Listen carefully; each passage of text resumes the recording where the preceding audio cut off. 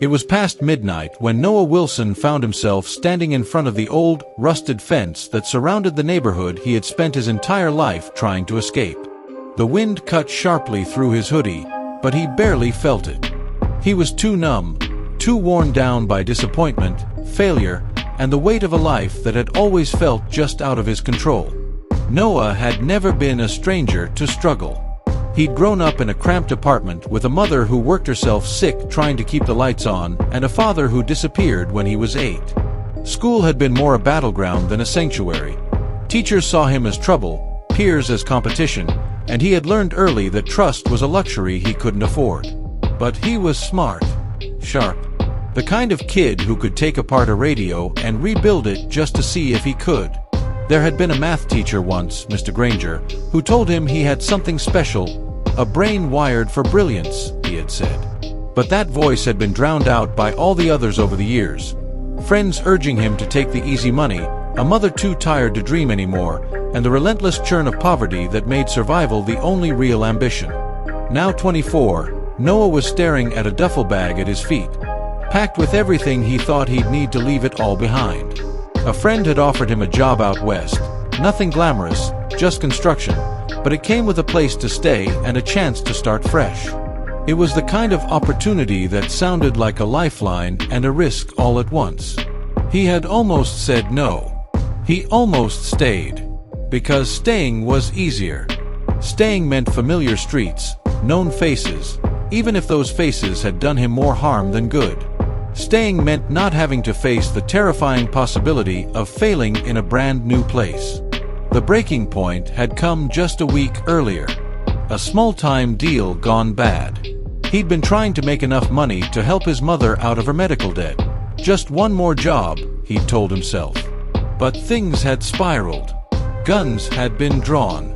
A kid had gotten hurt. And though Noah hadn't pulled the trigger, he'd been there. He knew the police were looking for someone to blame, and he knew they'd have no trouble pinning it on a kid like him with a record. He spent 2 nights sleeping on the floor of an abandoned house, watching every shadow like it might be the end of him. And then he made a decision, not out of courage, but desperation. He called the number his friend had given him. The offer still stood. Now, as he stood there at the edge of everything he'd known, Noah bent to pick up the duffel bag. But his hands shook, not with cold, but with fear.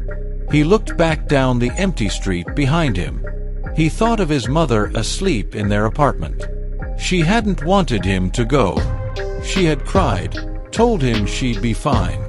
Told him she didn't want to lose him to some strange city where no one knew who he was. But that was the point, wasn't it? To go where no one had already written your story for you. Noah boarded a bus before the sun came up. He didn't sleep. He watched the streets blur by and felt like a man stepping into someone else's life. The first few months were hard. The work was brutal. The heat unbearable. The loneliness worse. There were days he wanted to run back to the familiar. Nights he paced his tiny room, asking himself what he was doing. But slowly, he began to breathe easier. He made friends. Real ones. He started helping the foreman with wiring jobs, then took night classes. He worked 2 jobs to pay for school. He stopped looking over his shoulder. One night, 3 years later, Noah stood on a stage at a small technical college, accepting his certification in electrical engineering. His hands no longer shook. His mother was in the front row, proud and crying for a different reason this time. A local firm offered him a position right out of school. A year after that, he was running his own team. He started speaking at youth centers, telling his story to kids who were standing at the same fence he once did. And every time he told it, he ended the same way. It doesn't matter how many wrong turns you've taken. What matters is what you do with the next one. That next step might just be your last chance. Take it. Noah took his, and it made all the difference.